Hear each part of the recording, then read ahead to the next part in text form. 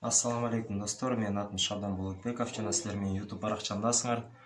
Мен өзүм каналыма лезгинка ойногон видеону, гитара менен ойногон видеону киргизгем жана ал видеого бүгүн разбор кылайын дедим ошол лезгинка музыкасыначы. Биринчи мен силерге чертип берем, анан кийин кененирээк айтып берем. Кантип чертилет, колду кандай коюш керек, кайсы аккордтор менен. Анда эмесе баштайбыз.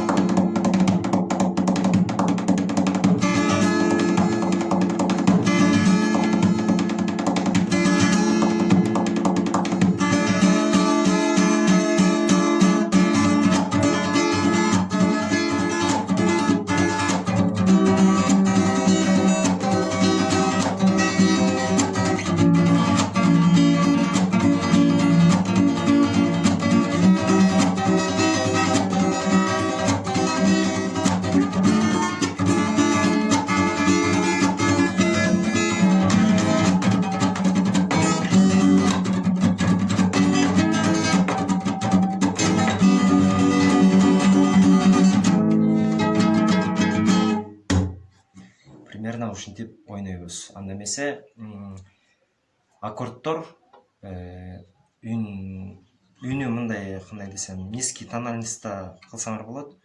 Үнү өтө катуу эмес. Мисалы, мындай музыкалардан окшошпойт да бул аккордтордон. Ылдыйраак кылып алсаңар, мисалы, ушул аккорд мына 5-лад АМ аккорд. Жөн эле базасыңар го, алтынай черткенде АМ деген аккорд. Ушуну 5-ладтан базасыңар. То есть баре мына. Жакшылап көрүп алгыла. Экинчи аккорд бул А решетка деп аталса керек. Бул жанагы эле А, бул жактан базасыңар го, А 3 кыл чогуу. Ошону эле үчүнчү ушуну 5-ладка базасыңар, баре бул дагы. Ошондо 3-ладтан базасыңар. Мына 1, 2, 3-лад. Ортосу пустой, анан 3 подряд базалат. Анан акыркы аккорд бул кайра эле ошондой А решетка. Анан кайра артка келет. Кайра башынан ушинтип повтор боло берет. Анан бул жагын мен өзүм кошуп койгом. Для разнообразия. Бул жагын анан мисалы бул А деген аккорд, АМ. 5-ладтан. Жакшылап шашпай көрүп алгыла. АМ, анан мындай Ж. Кайра артка алып.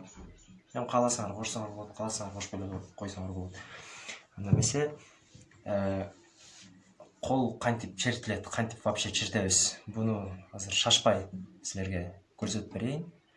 Черткенде бир жолу колдон келсе ылдый кылабыз, кайра үйдү көтөрөбүз. Үн катуу жана так чыгыш үчүн тырмактарыңар менен чертсеңер болот.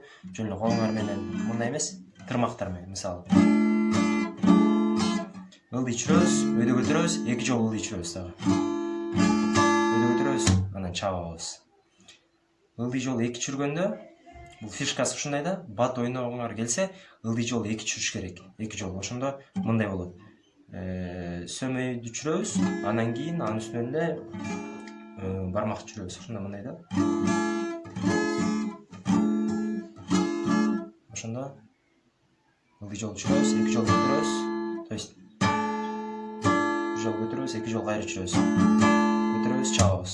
Кайра көтөрөбүз. 2 жол чүрөбүз, көтөрөбүз, чабабыз.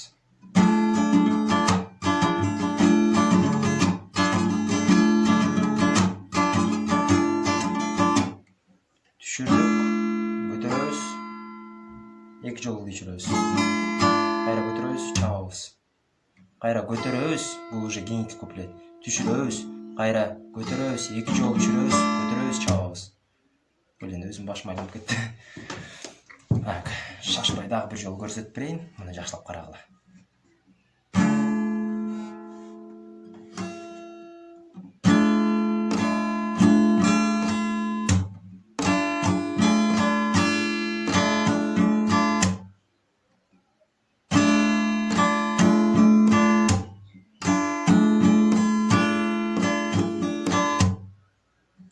Çürüyoruz. Götürüyoruz 8 yol çürüyoruz. Götürüyoruz çavuz. көтөрөбүз, бир жолу кайра 2 жолу чырат экенбиз. Көтөрөбүз, кайра чабабыз.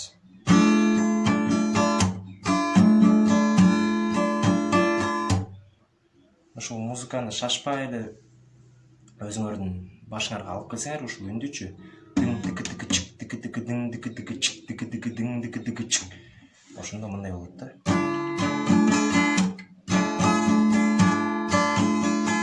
Колду обязательно экөөнү мындай чүрөсүңөр. Биринчи сөмөйдү, анан бармакты. А болбосо болгондо анда уже үн бөлөкчө жана кийин бат черткенде колуңар жетишпей калат. Ошон үчүн колдон келсе, ошо буну чүрүп туруп, анан буну чүрүп эле. Мындай да.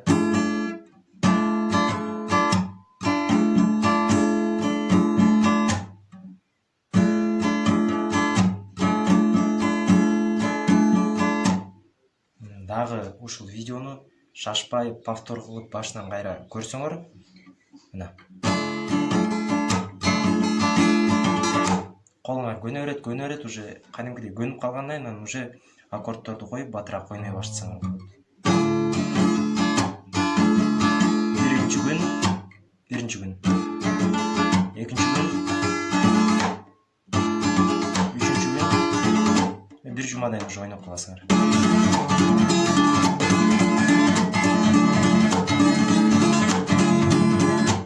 Өзүңөр фишкаларды табып, колуңарды мындай көтөрүп алып,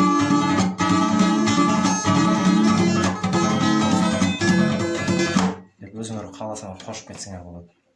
Андан кийин гитаранын декасына ушул жакка черткен кичине үнү чыгат да. Бул жакка деле ошондой кылып чертебиз. Кылды чертип атпайбыз, бул жактан мындай кылып. Ошону эле бул жактан чертебиз. Мындай болот да. Жасап карагыла, мына.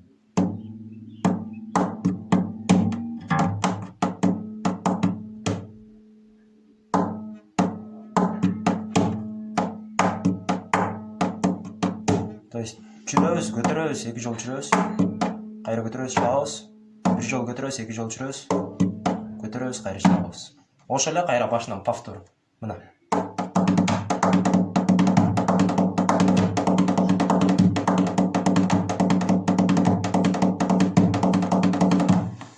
Анан колуңар көндүрүп алгандан кийин кааласаңар ушуну токтобой кыла берсеңер болот. Өзүңөр ар кандай музыка кылып алсаңар болот да, бирок лезгинканын темпи примерно ушундай. Бул өтө бат эмес, жай темп болот да, ошондой. Кайра жол көрсөтөм, мына.